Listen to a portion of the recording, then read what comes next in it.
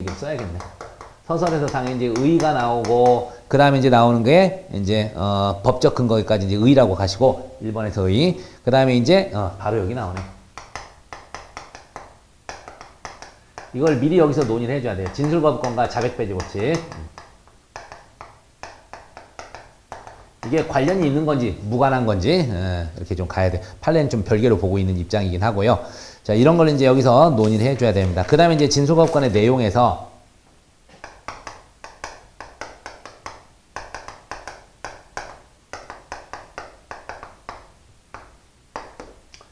주체. 그 다음에 이제 범위가 되겠죠. 범위. 범위가 좀 여러 개, 세 가지 정도 나오네요. 진술 강요 금지랑 좀 쓰겠습니다. 진술 강요 금지, 그 다음에 진술의 범위. 이제 예전에 논의가 있었던데 이제 인정신문과 진술거부권이죠.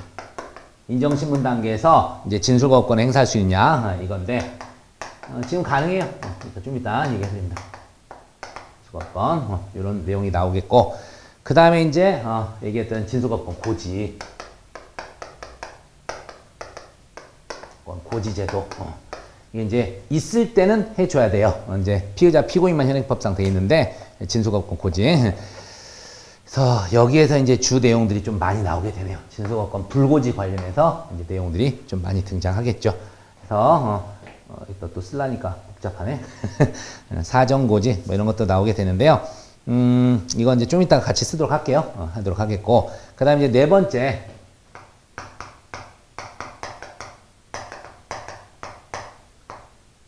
아니다. 이거 중요하니까 쓸게요. 넘어가려니까 마음이 아편하네. 위로 끌어서 쓰겠습니다. 세 번째가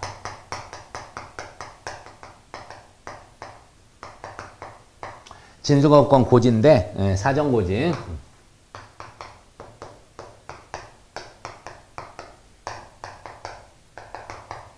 사전에 고지해야 되고, 그 다음에 이제 고지의 방법. 이거 고지의 방법. 그 다음에 바로 이 세 번째가 이제 불고지 효과죠. 요게 이제 제일 중요하네. 여기에서 불고지의 효과.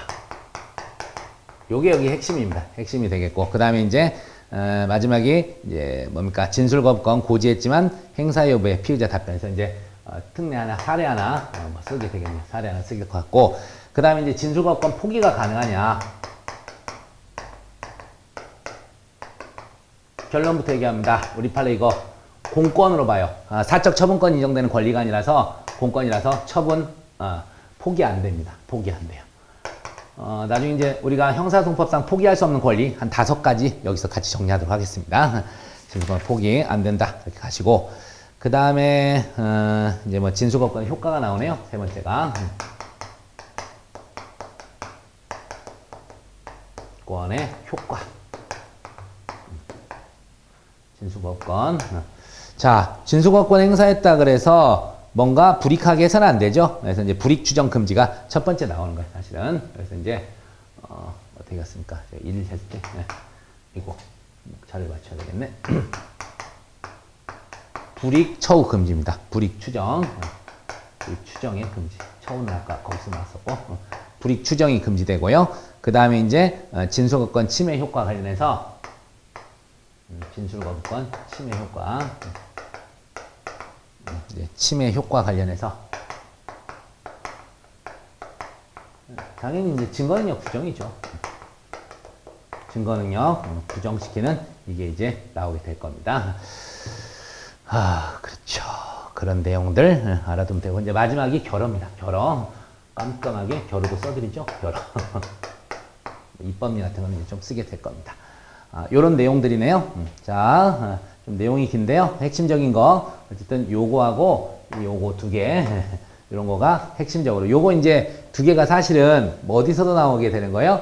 우리 사례에서 나오게 되는 거죠. 사례에서 자주 등장하게 되는 겁니다. 자, 봅니다. 자, 보면 17페이지에서 진술거부권의 취지가 나옵니다. 피고인 또는 피의자가 공판 절차, 수사 절차에서 법원, 수사기관의 신문에 대해 진술을 거부할 수 있는 권리를 말합니다. 그래서 공판 절차, 수사 절차, 법원 기관, 수사기관의 신문에 대해서 진술을 거부할 수 있는 권리. 그래서 영미법상의 자기 거부 금지 특례. 거기에서 이제 특권에서 유리한 거죠. 자기 거부, 그래서 자기 거부, 자기 부재 거부. 말이 항상 잘 안 나와. 자기 부재 거부입니다. 자기 부재 거부의 특권에서 유리한다. 그래서 뭐 인권 보장하고 당사자주의 전제인 무기평등의 원칙을 실질적으로 실현하여 방어권을 보장하게 한 것이다. 이게 이제 취지입니다. 그래서 인권을 보장, 당사자주의의 전제인 무기평등의 원칙을 실질적으로 실현, 방어권을 보장합니다. 이게 이제 취지입니다. 그래서 의는 어쨌든 법원 수사기관에서 신문에 대해 진술을 거부할 수 있는 권리고요. 영미법상 자기 거부 또 안 된다. 자기 부재 거부. 이게 한 20년째 하는데도 잘 안 되네. 자기 부재 거부. 참 말 한번 꼬이기 시작하니까 이렇게 취지까지 좀 생각하시고요. 자, 이제 법적 근거 헌법에 있죠. 헌법 우리 12조 2항에서 진술거부권을 국민의 기본권으로 보장하고 있고요. 그래서 이제 우리 형사소송법에서도 아까도 나왔던 진술거부권 관련한 피의자 244조 3, 피고인 283이 여기에 규정되어 있습니다. 자, 그러면서 이제 중요 내용이 하나 나옵니다. 진술거부권과 자백배제 법칙의 관계인데요. 자, 보세요. 문제점 보시면 이게 항상 나온 게 진술거부권을 고지받지 못한 상황에서 획득한 자백의 증거 능력이거든요. 그래서 자, 일단 보면 진술거부권 제도와 자백배제 법칙 전혀 별개다. 이제 구별설이에요. 구별설. 그래서 역사적 연역이나 그 다음에 원리, 실체적 효과 및 대상에서 서로 다르다. 그래서 여러분이요, 하여튼 이 네 가지 밑줄 그어져 있는데 생각나는 데 쓰십시오. 역사적 연역, 원리, 그 다음에 실체적 효과 및 대상이 다르다. 이런 거. 그래서 엄격히 구별해야 된다. 그러니까 진술거부권과 자백배제는 전혀 상관없다는 얘기예요. 역사적 연역, 그 다음에 원리, 실체적 효과, 그 다음에 대상에서 다르다. 근데 이에 반해서 우리 현재 다수설의 입장이 자백배제 법칙이 이제 위법배제, 자백배제 법칙의 이론적 근거가 위법배제에 있다고 보고 있거든요. 그러다 보니까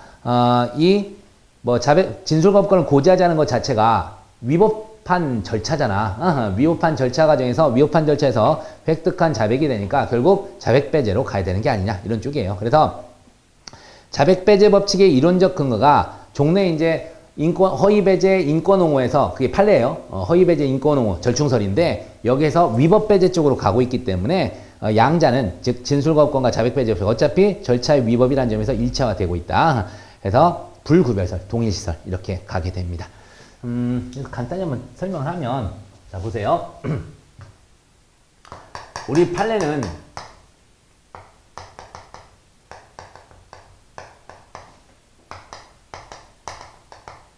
글씨가 막 깨져버리네. 천천히 쓰겠습니다.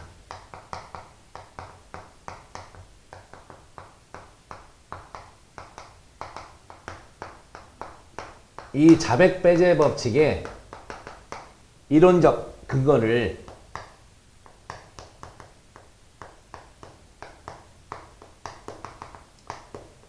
허위배제와 인권옹호에 있다고 봤어요. 권자가 이상하네요. 인권옹호에 있다고 봤습니다. 근데 우리 현재 다수설은 위법배제에 있다고 봐요. 그러다 보니까 이거 써드릴게요. 우리 다수설의 입장은 자 증거가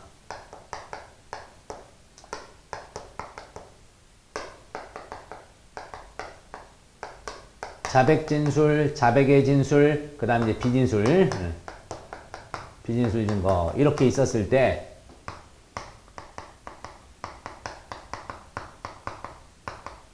절차가 위법한 경우에 자백 진술은 뭘로 보내버리냐? 자백 배제 법칙으로 증거 능력을 날려버리고요. 자백의 진술과 비진술 증거에 대해서는 위법 수집 증거 배제 법칙에서 증거 능력을 날려버립니다. 그러다 보니까 이 자백 배제 법칙이요. 위법 수집 증거 배제 법칙의 특별법으로 봐요. 특칙으로 봅니다. 특칙으로. 그래서 자백에 한해서는 위수증 대신에 자백 배제를 적용하는 그런 입장입니다. 그러다 보니까는 지금도 여기 나오지만 진술거부권을 고지하자는 상태에서 자백을 얻었어요. 이거 자체가 바로 뭐예요? 중대한 절차적 위법이 있는 거라고요. 그러다 보니까 이런 절차에서 획득한 증거, 당연히 위수증으로 날려야 되는데 그 증거가 뭐야? 자백이잖아, 자백. 그래서 자백배제 법칙을 적용하자. 이런 입장이다. 우리 다솔은. 그래서 어쨌든 불구별설 자백배제 법칙의 이론적 근거가 이제 허위배제나 인권오노가 아니라 위법배제에 있다고 보니까 진술거부권을 고지하지 않고 획득한 자백, 당연히 자백배제 법칙이 적용돼야 된다. 이런 입장입니다. 근데 구별설은 뭐였어요? 역사적 연역이라던가 원리, 그 다음에 뭐 실체적 효과라던가 대상이 다르기 때문에 당연히 별개다. 이렇게 보는 거고요. 검토 보시면 당연히 우리 다설에 따라서 결론을 내려주셨어요. 309조는 임의성이 없는 경우뿐 아니라 임의성에 의심 있는 자백까지 증거 능력을 부정하고 있으며 진술거부권의 불고지는 이미 임의성에 의심이 있는 경우에 해당한다. 이게 이제 우리 다설의 핵심입니다. 그래서 진술거부권의 불고지는 이미 임의성에 의심이 있는 경우에 해당하기 때문에 양자는 공통의 원리, 즉 불구별설 이쪽을 따라가야 되고요. 그게 타당하다는 거죠. 자, 뒤에 가서 다시 한번 이 내용이 나올 겁니다. 결론에 있어. 네, 우리 판례는요, 사실은 구별설로 봐야 돼요. 왜냐하면 우리 판례가 이렇게 결론을 내립니다. 자, 뭐라고 돼 있냐면, 진술거부권을 고지하지 않고, 얻어낸 이제 뭐 진술조서는 진술의 임의성이 인정되는 증거라도, 다시요. 위법수집 증거로서 진술의 임의성이 있는 경우에도 증거 능력이 없다. 이렇게 얘기하거든. 그래서 우리 다설은 임의성에 의심이 있다 해서 자백배제로 날리는데, 우리 판례는 뭐다? 위법수집 증거배제 법칙에 의해서 진술의 임의성 인정되는 경우라도 증거 능력이 없다. 이렇게 판시하고 있는 입장입니다. 좀 이따 보여드리도록 하겠고요. 어쨌든 요 논의를 여기서 한다는 거 잊지 마십시오. 그래서 구별설과 불구별설, 이게 다설이고 어떻게 보면 이게 이제 판례 입장이다. 이렇게 배치가 되고 있으니까 기억해 두십시오. 자, 일단 진술거부권의 내용 나옵니다. 주체부터 나오죠? 진술거부권. 누구든지. 해서 모든 국민에게 보장되고 있는데 제한이 없습니다. 그래서 피고인, 피의자, 의사 무능력자의 대리인이나 법인의 대표자, 외국인도 인정이 되고요. 그 다음에 이제 범위에서 진술강요 금지입니다. 핵심이 진술강요 금지죠. 일단 우리 헌법에서는 불이익한 진술이라고 돼 있는데 우리 형사소송법은 일체 진술이라고 돼 있어요. 그 점 좀 있으면 나올 건데, 자 봅시다. 진술거부권은 형벌 기타 제재에 의한 진술의 강요 금지를 본질적 내용으로 합니다. 따라서 피의자, 피고인은 수사기관은 물론 법원에 대해서도 진술할 의무가 없습니다. 그래서 진술 강요 금지. 피의자, 피고인은 수사기관은 물론 법원에 대해서 진술할 의무 없다. 이거고. 2번 그러니까 진술 대용물도 강요하지 않아요. 진술에서 대용하는 구대 진술뿐 아니라 이에 가름하는 서면도 강요당하지 않습니다. 그 다음에 3번 이제 뭐 성문검사 이런 게 나오게 되는데, 지문이나 족형의 채취, 신체 측정, 사진 촬영, 신체 검사 이런 거에서 진술거부권 이런 건 상관이 없죠. 바로 이제 밑에 4번에서 나오지만, 자, 우리 판례가요, 음지 측정 거부와 관련해서 이게 진술거부권 침해가 아니냐 헌법재판소에서 얘기했었는데, 우리 진술이라는 게 뭐래요? 우리 판례가 진술의 개념을 얘기하게 되는데, 진술 판례가 얘기합니다. 생각이나 지식, 경험 등을 정신적 작용의 일환인 언어로 표출하는 거, 이게 진술이에요. 생각이나 지식, 경험 등을 정신적 작용인 언어로 표출하는 거, 이렇게 얘기하죠. 그러니까 음주 측정을 할 때 우리가 호흡을 불어넣잖아요. 이게 진술이 아니라는 거죠. 그렇습니다. 그러다 보니까 여기 있는 거 뭐 지문이라든가 족형 채취, 신체 사진 촬영, 신체 검사 이런 것도 진술이 아니에요. 그죠? 그래서 진술거부권이 미치지 않는 겁니다. 이걸 갖다 이제 뭐 성문검사 이런 얘기를 하죠. 그래서 우리가 지문 채취 거부했었을 때 경범죄 처벌법 등으로 뭐예요? 이제 처벌하는 거, 이거 합헌이라는 게 여기서 나오게 되는 거고요. 자, 어쨌든 이거 이해하시고, 그 다음에 이제 음주 측정 거부, 요 판례는 잊지 마세요. 음주 측정은 신체의 물리적, 사실적 상태를 그대로 드러내는 행위에 불과하므로 진술이라고 할 수 없다. 처벌하더라도 문제없고, 그 다음에 거짓말 탐지 검사도 동의가 있을 때만 가능합니다. 그래서 강요하는 건 아니죠. 자, 그런 내용이 나옵니다. 자, 여러분은요 1번 쓰시고 1번하고 4번, 5번 요 정도 쓰시면 될 것 같습니다. 뭐 성문검사까지는 안 쓰셔도 될 것 같고요. 그 다음에 이제 진술의 범위가 나오게 되는데, 자, 헌법 밑줄 그어보세요. 동그라미 치세요. 불리한 동그라미. 헌법은 형사상 자기에게 불리한 진술의 강요를 금지하고 있지만 형사소송법은, 자, 동그라미 일체 진술입니다. 일체 진술을 하지 않거나 개개의 질문에 대해 거부할 수 있다. 이렇게 되어 있어요. 그래서 범위가 확장되고 있다는 거 꼭 써주셔야 될 것 같고, 그 다음에 종래 이제 이 아까 283의 2 그 규정이 없었어요. 여러분 조문에서 몇의 2, 몇의 3 이런 건 다보다 도중에 신설된 거예요. 그러다 보니까 인정신문에 대해서 진술거부권 행사할 수 있냐가 문제가 됐는데, 지금은 법이 어떻게 되냐, 진술거부권부터 고지하고 그 다음에 인정신문을 하도록 돼 있어. 그러니까 당연히 어떻게 돼요? 하나만 살 수 있습니다. 인정신문 단계에서도. 그래서 써있죠. 개정법이 인정신문 전에 진술거부권을 고지하도록 해서 이제는 가능합니다. 입법적으로 해결했다. 자, 이제 진술거부권의 고지가 나옵니다. 진술거부권 제도와 고지제도는 전혀 별개예요. 별개. 그래서 당연히 사전에 고지해야 됩니다. 자, 사전고지제도. 진술거부권 고지제도는 진술거부권 행사의 전제가 되기 때문에 피의자, 피고인에게 진술거부권이 있음을 이해할 수 있도록 사전에 명적으로 고지해야 돼서 조문 또 나와서 244조의 3, 283이. 그 다음에 고지의 방법. 조문 찾아가시면 돼요. 조문에서 쭉 써있네요. 2항에서 피고인, 재판장이 피고인은 진술하지 않냐거나 개개 질문에 대해 진술을 거부할 수 있다. 고지하면 되고 그자에 대해서 괄호 해놨죠. 1번에서 일체 진술하지 않냐거나 개개 질문에 대해 진술하지 않을 수 있다는 것 외에 진술을 하지 않더라도 불이익받지 않는다. 그 다음에 진술할 거부할 권리를 포기하고 사실은 포기라고 되어 있지만 불행사고라고 이해하세요. 진술을 거부할 권리를 불행사하고 행한 진술은 법정에서 유죄 증거 사용될 수 있다. 신문을 받을 때 변호를 참여하게 하는 등 변호의 조력을 받을 수 있다. 이런 걸 알려주라고 돼 있어요. 그래서 조문이 있는 거니까 외우지 마세요, 여러분. 그래서 사전고지 이해하시고 고지 방법은 조문으로 대체를 하고 이제 나옵니다. 옆에 가서 보시면은 뭐 3번에서 내는데 이 내용은 됐고요. 여러분 보시면 3번 별표입니다. 3번 별표. 진술거부권 불고지의 효과입니다. 이게 이제 요거랑 연결되는 거라니까.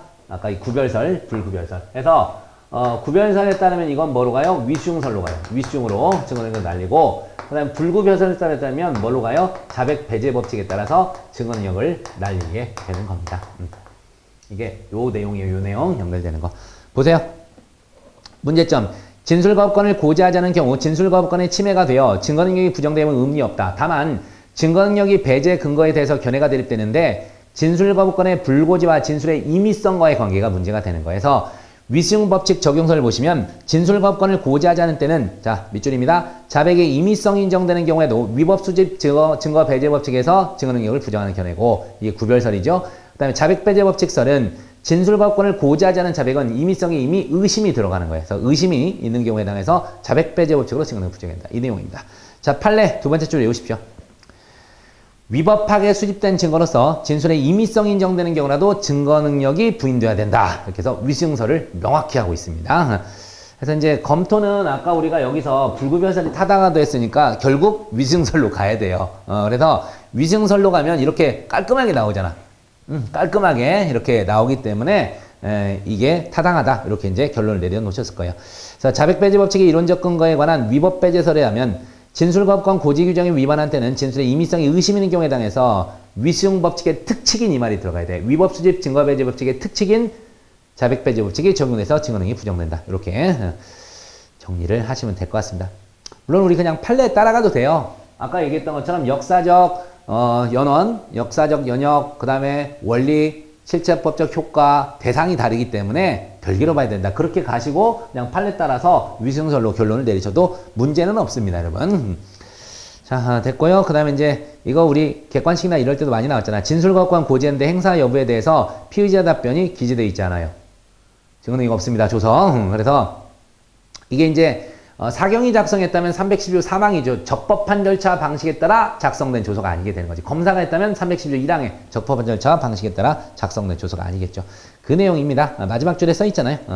그래서 312조 3항 이제 사경이 진술거부권 고지해서 행사 여부를 질문했는데 그 답변 부분이 자필로 기재되지 않거나 답변 부분에 피의자의 기명날인, 서명날, 기명날인이 없는 거야. 이랬을 때 조서 증거능력을 부정하는데 적법한 절차 방식, 즉 312조로 가 전문법칙으로 가는 겁니다. 312조 3항에서 정한 적법한 절차 방식에 따라 작성된 조서를 할 수 없어 증거능력이 없다. 그럼 여기서 여러분 한번 생각을 하셔야 돼요. 이건 케이스 때문에도 말씀드린 건데 우리가 전문법칙으로 증거능력을 부정할 경우하고 위수증이나 자백배제로 부정할 경우하고 차이가 있죠. 아시다시피 한번 써볼까? 여기는 지울게요.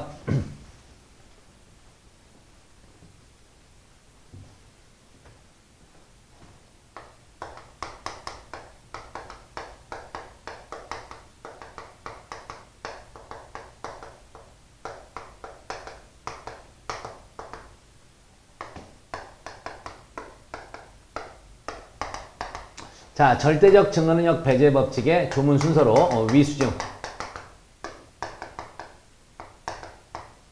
자백 배제가 있고 이게 이제 전문 법칙이 있죠.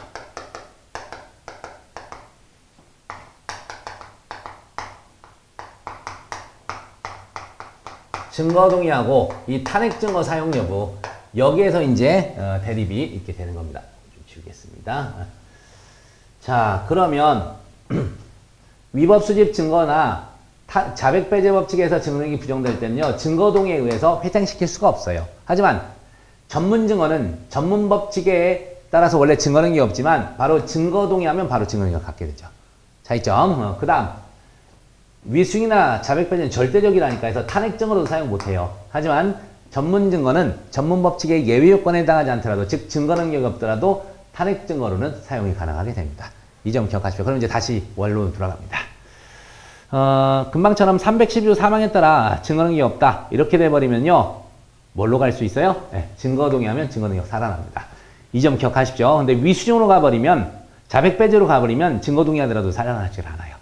그러니까 이 사례에서도 비록 312조 사망의 적법한 절차 방식에 따라 작성된 조서가 아니야, 우리가 적 내잖아. 312조 사망의 예외 요건이 그 중인데 이런 거 못 갖췄더라도 증거동의하면 바로 증거능력이 있는 거예요. 그래서 이때도 증거동의하면 증거능력이 있습니다. 요거 좀 주의해서 기억해 주시길 바라겠습니다. 자, 이제 진술거부권의 포기가 나가네요. 포기가 나가는데 아까 얘기했죠? 이거 공권입니다. 공권. 견해드립이 있는데요, 부정해야 돼요. 자, 보면 진술거부권 행사하지 않고 진술을 하는 것을 진술거부권 포기를 보는 견해가 있는데 아니야. 포기와 불행사는 구별해야 돼요. 그래서 헌법상 기본권은 사적으로 처분할 수 없으면 이걸 공권이라고 불러요. 기본권. 그래서 진술거부권 포기는 인정되지 않는다. 이렇게 기억하시고, 시중에서 이렇게 많이 외우고 있더라고요. 저도 따라갑니다.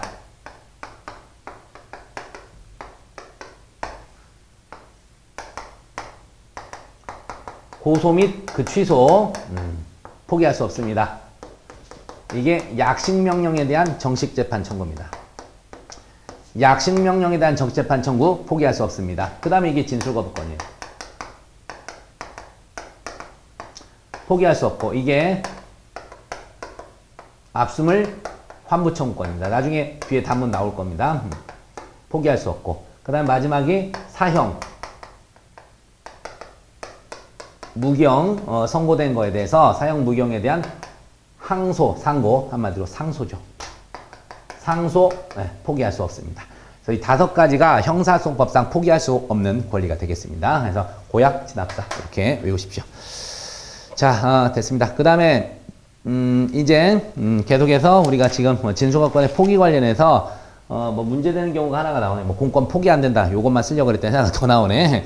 문제되는 경우에서요, 피고인의 증인적격 나오는데 아까도 얘기했잖아요. 피고인한테는 증인적격이 없어요. 만약에 증인적격을 인정해버리면 피고인의 진술거부권을 침해하는 것이 되기 때문에 부정하는 게 맞다. 그 내용이고, 그 다음에 이제 공범인 공동 피고인은 어떻게 되죠?